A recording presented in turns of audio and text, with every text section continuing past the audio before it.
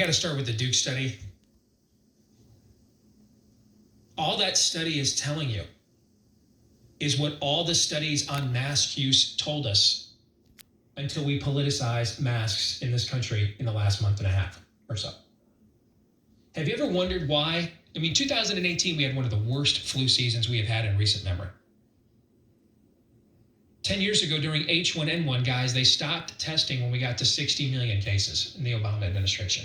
60 million cases. As of yesterday, we were at 5.1 million cases for coronavirus total in the U.S. As of yesterday, 0.8% of Americans were a positive coronavirus test. 0.8. 0.8. We got to 60 million H1N1 cases 10 years ago. Were people wearing cloth masks, bandanas, gaiters around their faces during that pandemic talk? Were they? No. 2 years ago, we had one of the worst flu epidemics we've ever had. Did you go to the drugstore or the supermarket and everybody's wearing a bandana or a face cloth? When Anthony Fauci went to throw out the first pitch for the Washington Nationals, what kind of mask was he wearing? Do you guys remember? Cloth. He was wearing a cloth mask. Do you know why we don't wear cloth masks during H1N1 and flu season? And do you guys know why we never wore them before? Because they work really well and we're just that stupid. Yeah. Someone else was president. Bam. That's why. Yeah. But until that someone else became president, do you know what all the studies on these kinds of masks are? Yeah. They all said what the Duke study said. They all said that. Because the masks don't work. And that's why the Philippines with 91% mask usage is back into lockdown. And Hong Kong with 81% mask usage is in a third wave. So they didn't work in Hong Kong. Once, twice, times a strikeout, buckwheat. They're 0 for 3 on masks in good old Hong Kong. They don't work. Guys, if they worked, I'd wear a mask everywhere and say, give me my country back. That is a minor inconvenience for, dude, we all hate masks. To some degree, all three of us hate them, right? On a personal level, right? Yes. To some degree, we all do. You two, I think, hate them more than me. I do. But I'm not like a fan by any stretch, okay? Yep. To you might as well be asked to take the mark. That's the way you see it, right? Yes. You're at that level of angst. I'm not, okay? But right now, okay? 1/3, if we had data that showed they work, wear a mask everywhere you go in public, or 1/3 of your nation's GDP. Make the call. Todd, go. You're just messing with me now. Because you'd wear the mask. It would be in deep protest. You might draw a middle finger on it, but no. If the data showed they worked as much as you hate them, 1/3 of your GDP, that's what we've lost, or a mask. I'll go further. I'd say, of course I would, because we would be speaking rationality instead of the dark tongue of Mordor. Yeah, because this is all just junk science, voodoo, virtue signaling turned into voodoo. That's essentially what this is. Yeah. My brother said to me yesterday, he said, how do you guys keep doing this every day with no ROI? He says, it's so obvious. And then he takes what he learns and he goes out and talks to people. Yeah. They know none of it. Yesterday on local sports radio, a guy he just flat out, somebody tried to go on who, I have no idea if they listen to us, but they actually did know some of the stuff we talk about. Yeah. And he said, and brought up Sweden. Oh, this guy said, oh no, Sweden's doing terribly. Isn't this guy also like a newscaster, like the 6 o'clock newscaster here in town? He is a newscaster in town. Guys, Sweden is doing so well that now even the previous people that were poo-pooing their strategy are now debating with one another within the scientific community of whether they were right and we were wrong. Okay. This is why the only people that are poo-pooing Sweden are people that are just in on a lefty political ideology, or they're uninformed. And that the latter could be the case. The latter could be the case because the media and Democrats have been team lockdown until they got the polling on school reopenings. Yeah. Until they saw they were on the wrong side of a 90-10 issue. Yes. All right. Until they saw they were on the wrong side of that, they were all locked down all the time, and so they had to memory hole Sweden. This is why I assume you're going to put this in the proper context, but this is why Scott Atlas is so important. Well, you just said, why do you guys keep doing this with no ROI? I got to tell you, I've asked myself that, and we have asked ourselves that question how many times, right?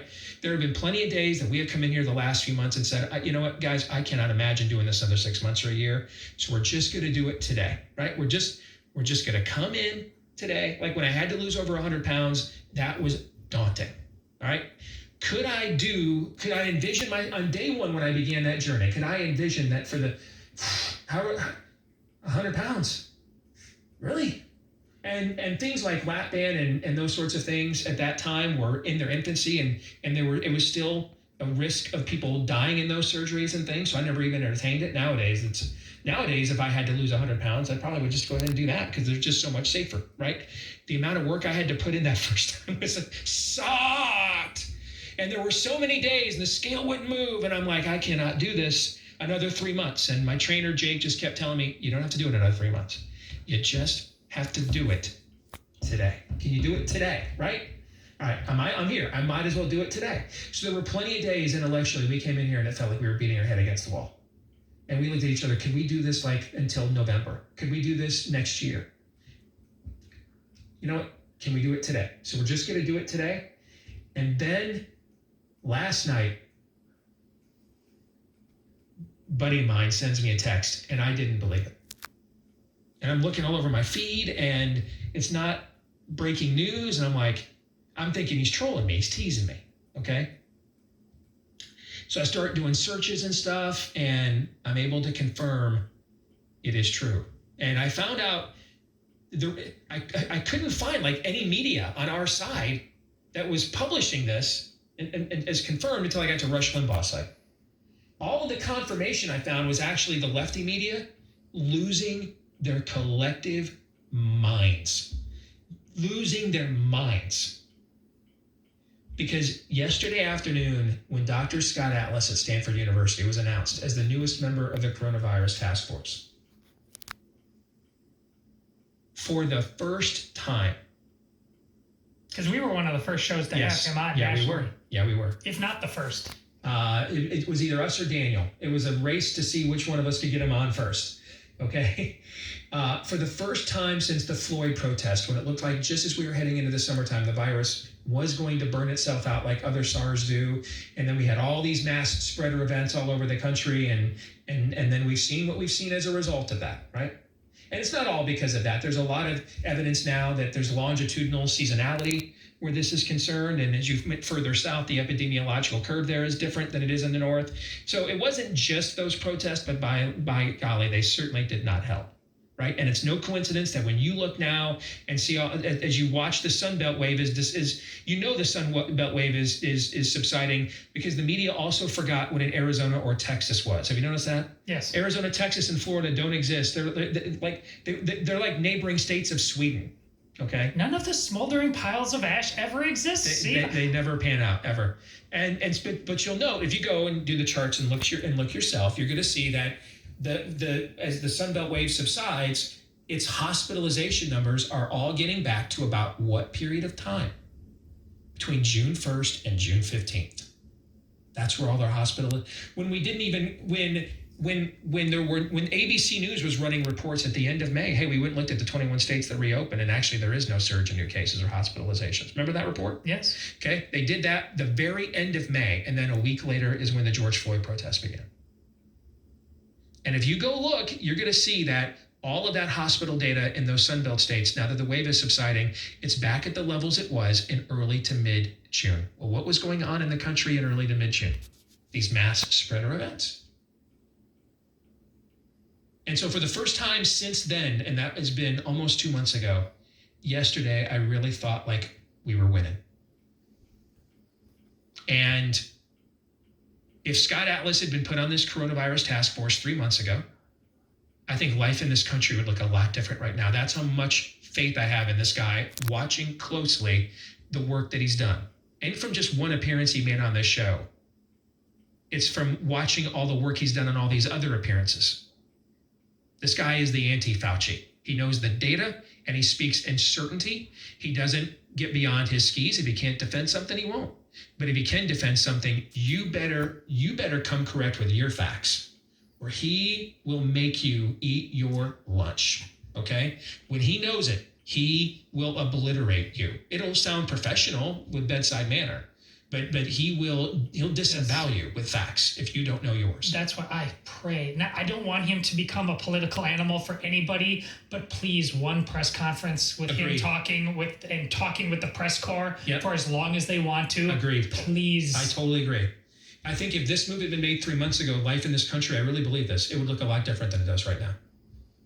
Now, we can't go back and replay the last 3 months, unfortunately. So all we can hope for is that life 3 months from now looks a lot different because he was listened to, because he was deployed. I don't know if he's a Grant, but I think this guy is at least a Sherman. This guy is a killer from a data perspective. I don't know that he can win a civil war for you, but at least if you need somebody to go march to Atlanta, I do think he's got that in him. I'm at least confident in that, aren't you? Well, he was on record, more than a month ago, talking about the way we were going was, quote, Yes. Kafka-esque. Yes, yeah. So I'm hopeful that this is, at the very least, I think it's the best coronavirus move the president has made since banning China travel. Guys, that was on January 31st. Steve, so does that mean you think they've made no good moves on the coronavirus task force? Yes, that is exactly what it means. The one day I thought they had it right, remember that day they did the great press conference on the reopening? Mm-hmm. And then Trump came out the next day and began blistering Brian Kemp and undermining his own narrative. Remember Yes. that? And so that should have been the day that was the best day, but they undermined their own case. This is the best move they've made since banning China travel, which means that, yes, I think the entire coronavirus task force was a miserable failure, continues to hold this country hostage, if the president loses on November the 3rd, the formation and then the continued utilization of that task force will have far more to do with it than anything the media has attempted these last few years, because they put the restraining bolt on themselves. They took away their inability. They took away their ability to push back on the media because they paralyzed themselves with this task force. That's why. So now we're finally also getting some real data from the CDC. We're going to look at that here with fake news or not next.